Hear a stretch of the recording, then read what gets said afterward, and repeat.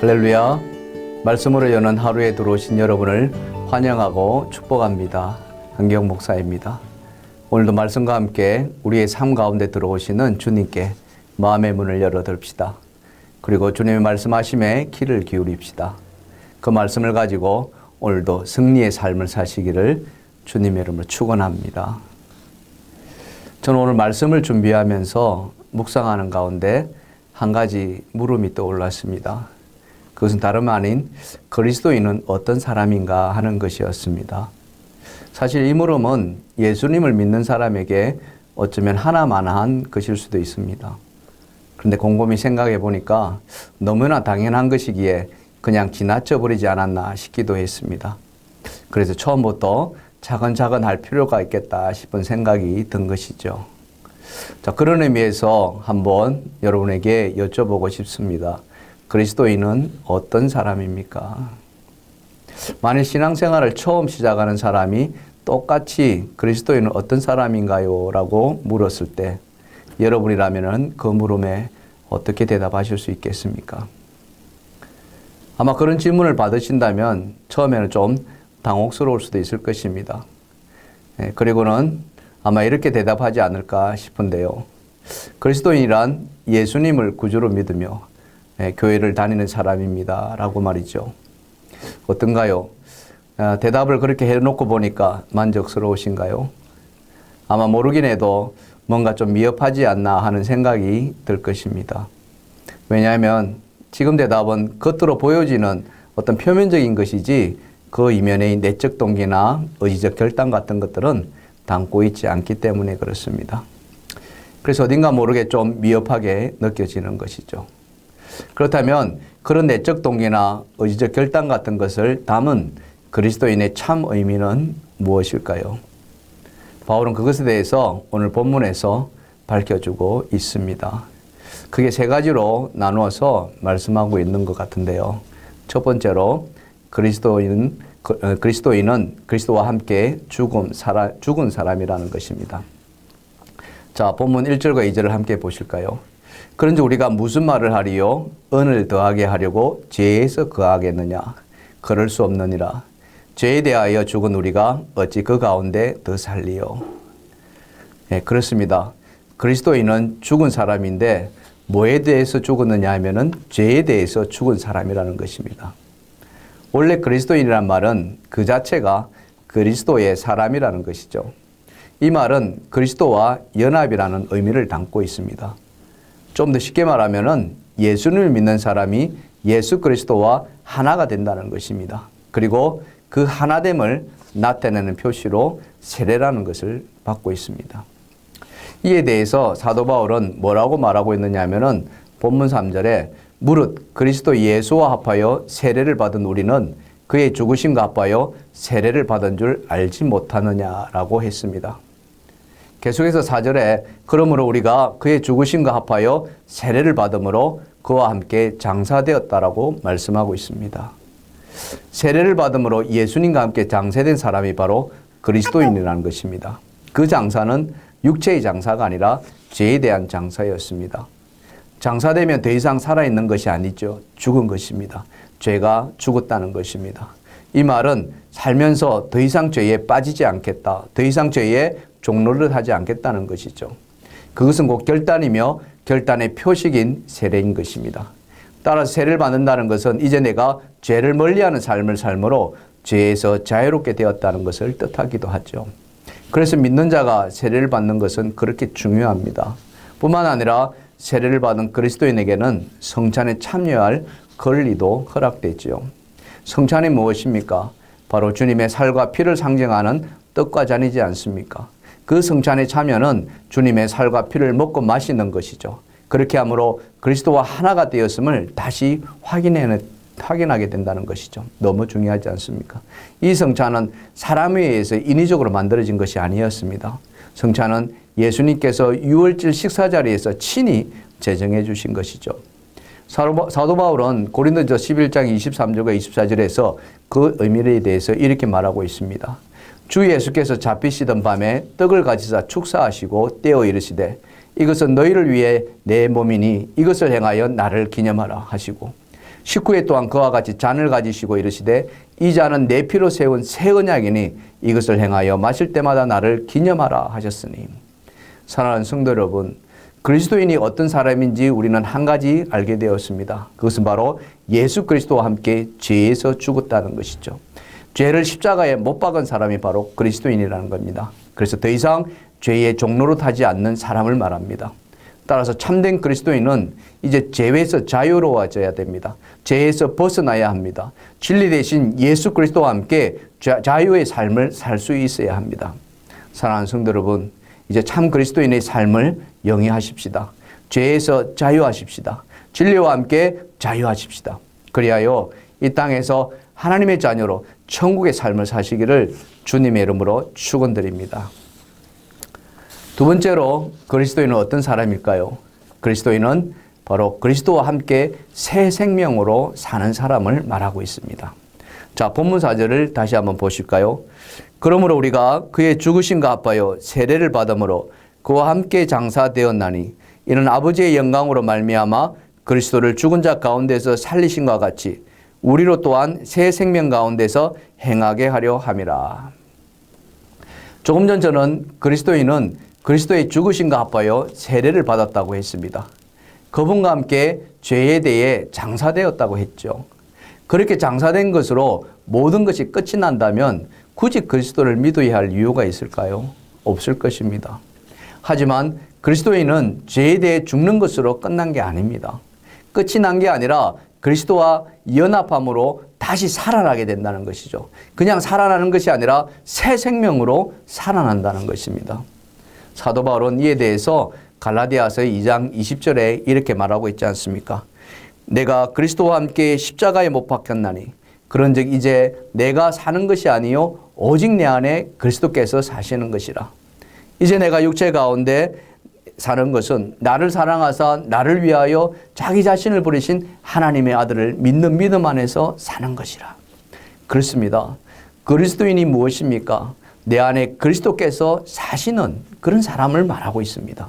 이제는 내가 주인이 되어 살았다면은 그 이전에는 내가 주인이 되어 살았다면은 그리스도인 된 이후에는 내가 주인이 아니라 그리스도께서 주인으로 산다는 것이죠.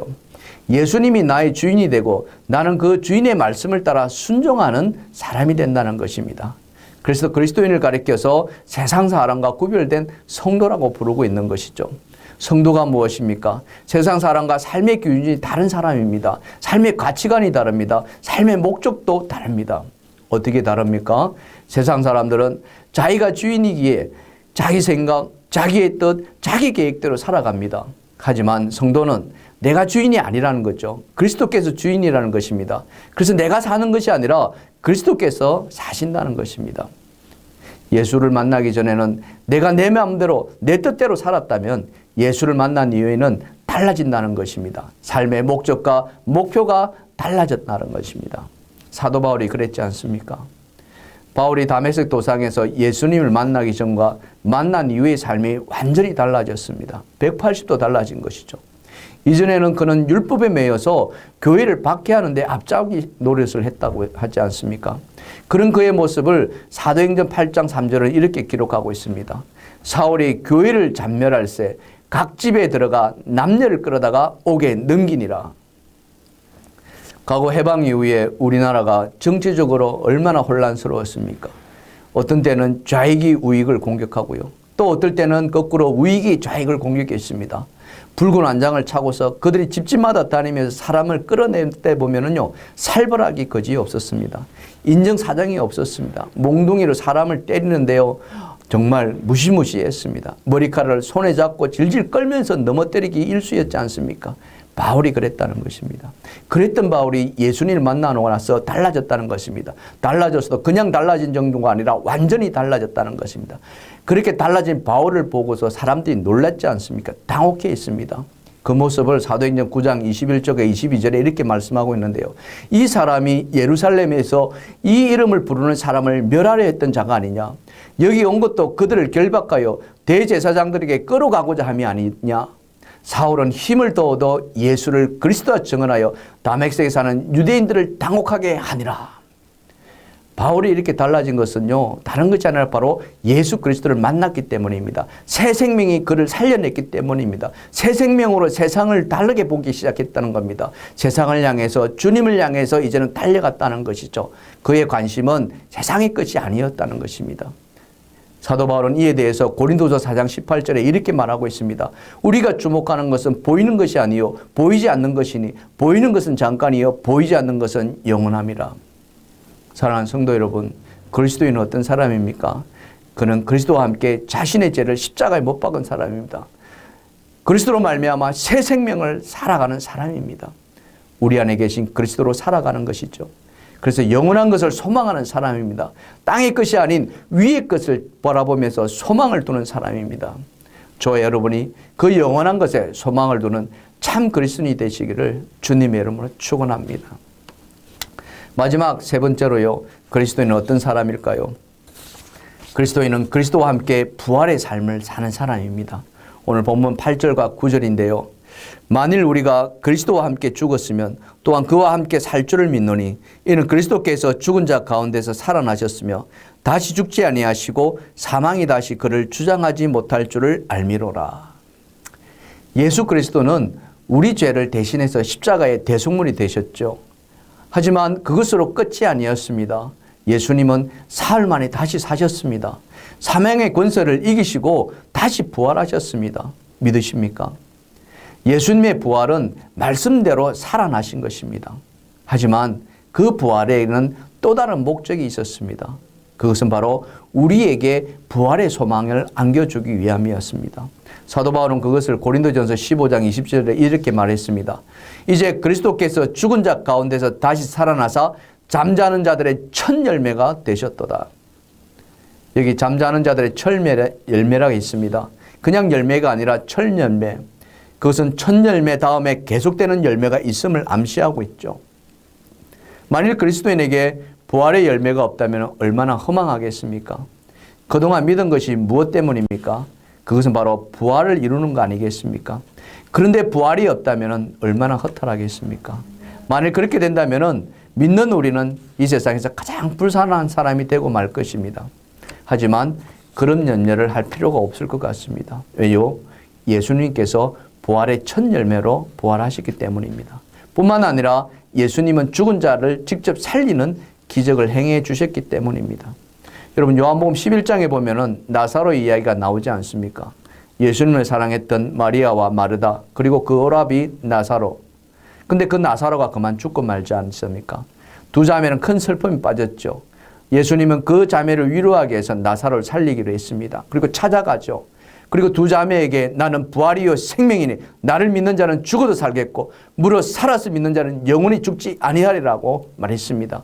그리고는 나사로가 다시 살아나리라고 선포하셨죠. 그리고 나서 예수님이 나사로의 무덤가에 가서 무덤을 향해서 외치지 않습니까? 나사로야 나오너라. 예수님의 그 외침에 어떤 일이 벌어졌습니까? 죽었던 나사로가 살아나왔습니다. 성경은 죽은 자가 수족을 매로 동인 채로 나왔다고 했습니다. 무슨 말입니까? 죽었던 모습 그대로 살아나왔다는 것이죠. 할렐루야. 그렇습니다. 부활이 없는 기독교는 기독교가 아닙니다. 부활 소망이 없는 그리스도인은 그리스도인이 아닙니다. 부활은 기독교가 거짓 종교가 아닌 진짜 진리임을 증거하는 것이며 부활의 열매와 부활의 확신을 가지고 있기에 사도 바울은 나는 날마다 죽노라라고 고백하지 않았겠습니까? 그의 말대로 그리스도의 육은 날마다 죽어갑니다. 죄도 죽어갑니다. 정력도 죽어갑니다. 하지만 그리스도의 영으로 새롭게 된 심령은 날마다 새롭게 자라가는 줄 믿습니다. 그리하여 마지막 날에 부활의 열매가 되어서 영원한 천국에 이르게 되는 줄 믿습니다. 이에 대해서 사도 바울은 고린도전서 15장 51절 52절에서 이렇게 말합니다. 보라, 내가 너희에게 비밀을 말하노니 우리가 다 잠잘 것이 아니요 마지막 나팔 순간에 호련히 다 변화되더니 나팔 소리가 나매 죽은 자들이 썩지 아니할 것으로 다시 살아나고 우리도 변화되리라. 사랑하는 성도 여러분, 이제 우리는 자부심을 갖고 좀 살아갈 필요가 있습니다. 그리스도인이 된다는 자부심을 가져야 합니다. 우리가 죄 가운데 죽었지만 그리스도와 함께 다시 살아나는 것에 대한 자부심을 가져야 합니다. 마지막 때에 부활의 열매가 되는 것에 대해서 좀 자부심을 가지고 살아가십시다. 세상 사람들은 눈에 보이는 것, 땅의 것, 소멸되고 사라지는 것에 소망을 둡니다. 하지만 우리 그리스도인은 눈에 보이지 않지만 영원한 것, 영원한 나라에 소망을 두고 있음을 자랑스러워해야 됩니다. 당당해야 합니다. 자부심을 가지고 살아야 합니다. 주님이 다스리는 그 영원한 나라, 그것을 향해 오늘도 부활의 소망을 가지고 살아가는 저와 여러분 되시기를 주님의 이름으로 축원합니다. 축원합니다. 오늘 말씀